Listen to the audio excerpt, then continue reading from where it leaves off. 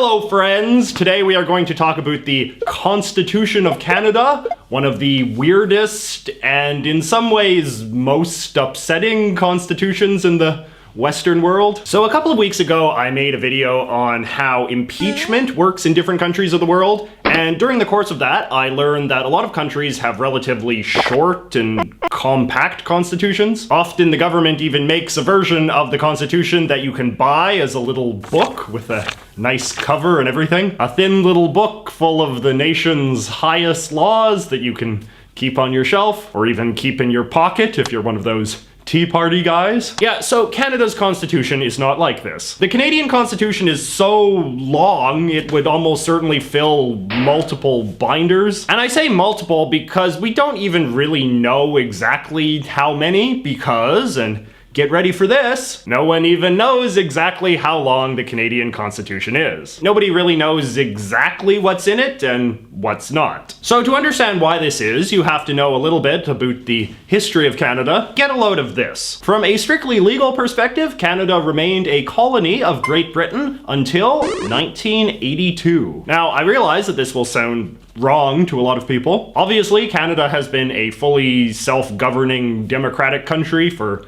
over 100 years. Depending on how you want to measure it, the British more or less stopped running Canada in any meaningful way sometime in the mid-1800s. But the government of Great Britain still remained the highest legal authority over Canada until 1982. Flashback to 1867. The four leading colonies of what was in those days known as British North America got together and decided on a new political system to govern themselves. People have called what they came up with by different names over the years, like the Dominion of Canada, or the Union of Canada, or the Confederation of Canada, but basically it is the same political system that Canada is still using to this day. This agreement was then ratified by the British Parliament by a piece of legislation known as the British North America Act, which took effect on July 1st, 1867, and the British North America Act spelled out how this new Union of Canada would work. We won't get into all of the details now, but basically the British North America Act said that the four colonies, now known as the four provinces of Canada, would be governed by a single Canadian parliament, but they would also keep their own individual governments,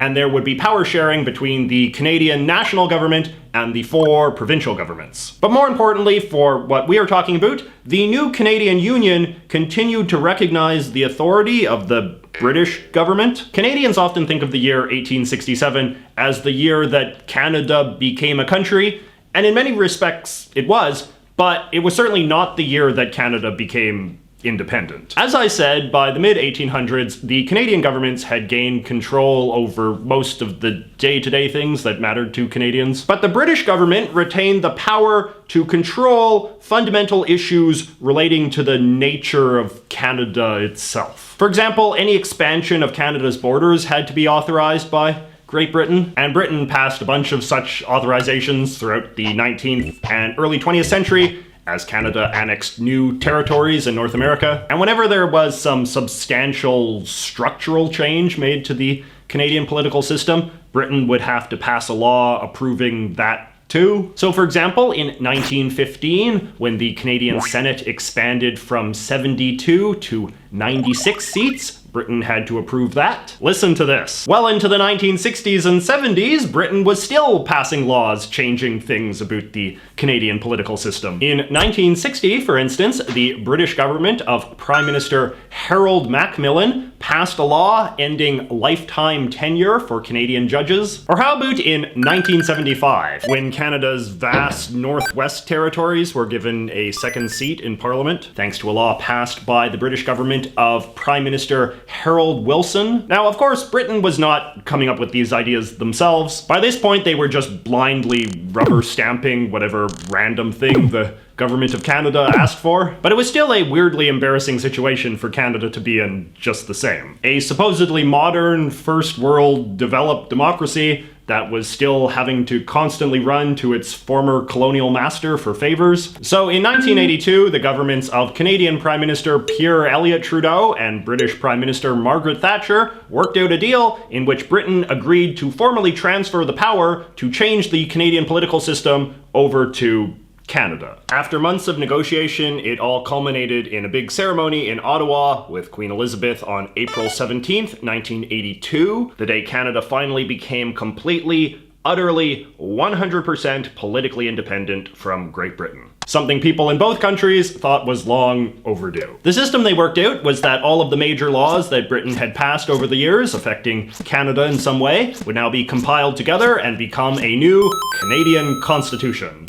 I have proclaimed this new constitution, one that is truly Canadian at last. The old British North America Act was renamed the Constitution Act, 1867, since it laid the foundations of the modern Canadian political system with the Parliament and the provinces and all of that. It is regarded as the main part of the new Canadian Constitution. But there is also a big appendix at the end featuring all of the other laws that Britain had passed about Canada between 1867 and 1982. These were all declared part of the Canadian Constitution as well. Now, this unto itself made the Canadian Constitution a very long and very confusing document. It is comprised of over 30 British colonial statutes that don't really fit together very nicely and are full of all sorts of dated, old-fashioned language that can make it quite hard to understand in the modern context. But from here, things only get more complicated. For you see, at the same time that Britain surrendered control over the Canadian political system,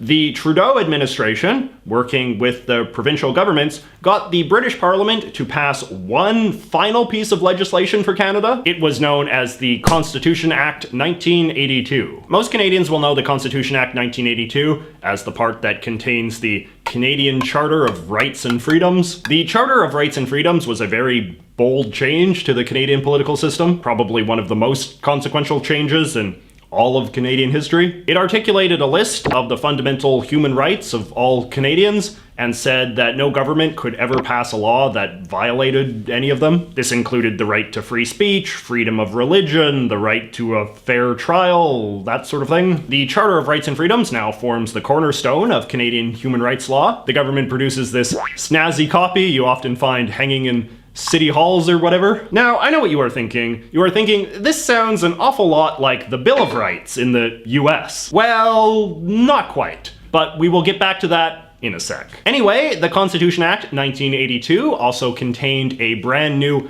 amending formula explaining how the Canadian Constitution could be changed in the future, seeing as how the old system of just asking Britain had been abolished. And my god, is the new system ever complicated. So essentially the criteria changes depending on what exactly you want to change. So if the Canadian government wants to change something that affects one or more, but not all provinces, then that change has to be approved by the National Parliament of Canada, as well as the government of whatever province is being affected. There have been several amendments made to Canada's constitutional documents in this way since 1982. An example I think most Canadians might be familiar with was a constitutional amendment that was passed in 2001 that changed the name of the province of Newfoundland to the province of Newfoundland and Labrador. Since that obviously only affected one province, that required using this limited one but not all amending formula. All right, does this all make sense so far? Now, a different formula kicks in if you want to make a change that affects any of the following things. The principle that a province's number of seats in the national parliament should correlate with its population, anything to do with the Canadian Senate, the basic regulation of the Supreme Court of Canada, the powers of the provinces and the federal government in general, or if the government wants to alter the borders of Canada's northern territories or create a new province. In any of these cases, a constitutional amendment must be approved by the Parliament of Canada,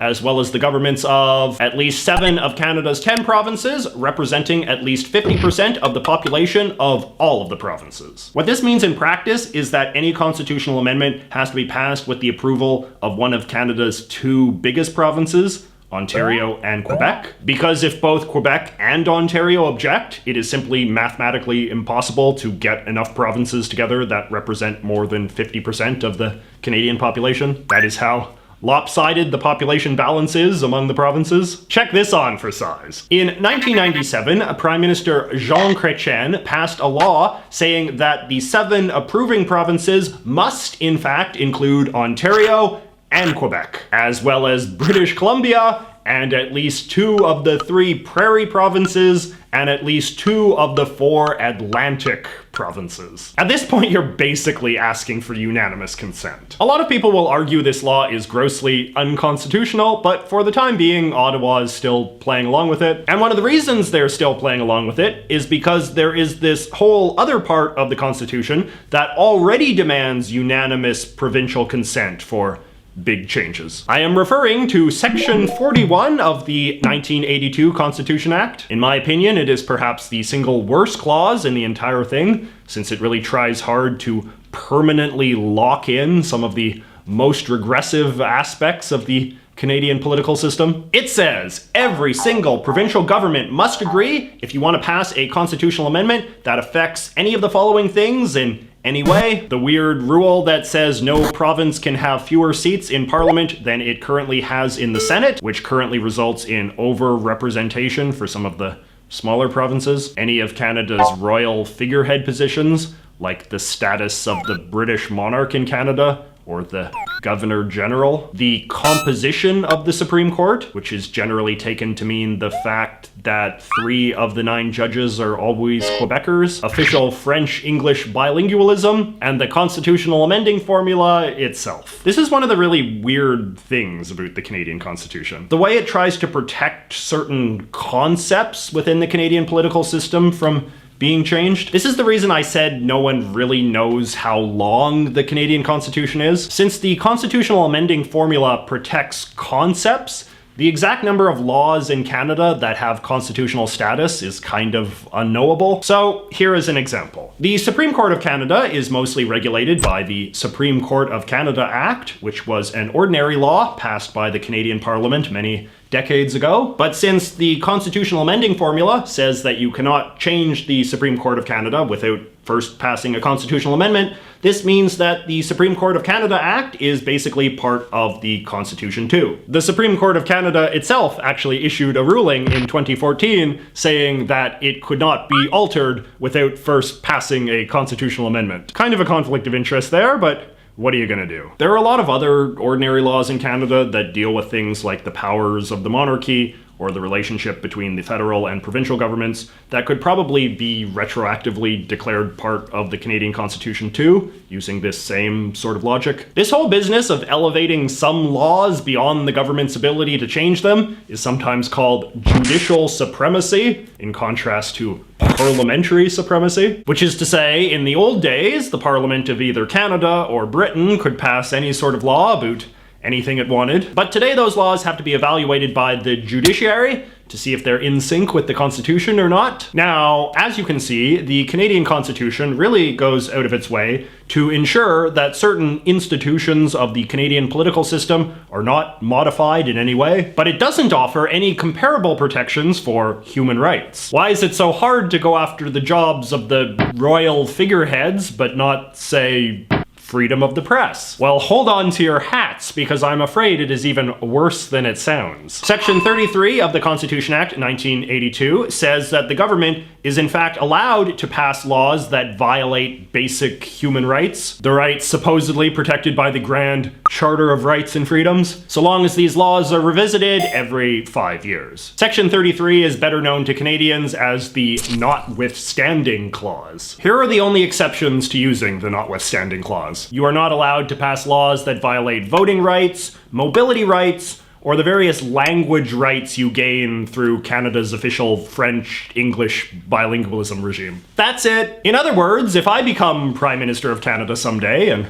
God willing, I will, it would be easier for me to pass a law banning all newspapers than for me to cut funding to some French school in Vancouver. It would also be easier for me to legalize torture than change the number of judges on the Supreme Court. So yes, I would say the Canadian Constitution has some rather strange priorities. You're probably wondering if any crazy stuff has ever happened in Canada as a result of the country's strange constitution? The answer is mostly no, which is good. Quebec has used the notwithstanding clause to pass some laws that openly violate freedom of expression in order to make the use of French mandatory in some public places. More recently, they've also used it to outlaw the wearing of religious clothing for some government employees. But for the most part, passing brazenly anti-charter laws has not really happened. There's a sense doing so violates basic democratic norms and decencies, even if it's technically allowed. Canadian courts throw out laws for violating the Charter of Rights and Freedoms all the time, and even though the government could easily weasel around this by using the notwithstanding clause, for the most part, they don't. It probably won't surprise you to learn that there haven't been too many constitutional amendments passed using this whole thing either. There was a constitutional amendment passed in 1983 that affirmed the government of Canada's obligation to protect the rights of the Indigenous peoples of Canada, but that's it. Every other constitutional amendment has just been some minor thing that only affects one province. So let me know what you think. Do you think Canada's constitution sounds kind of lousy? What other country or place has a really weird constitution? Let me know in the comments below. Give this video a like if you enjoyed it, and I will see you all next week.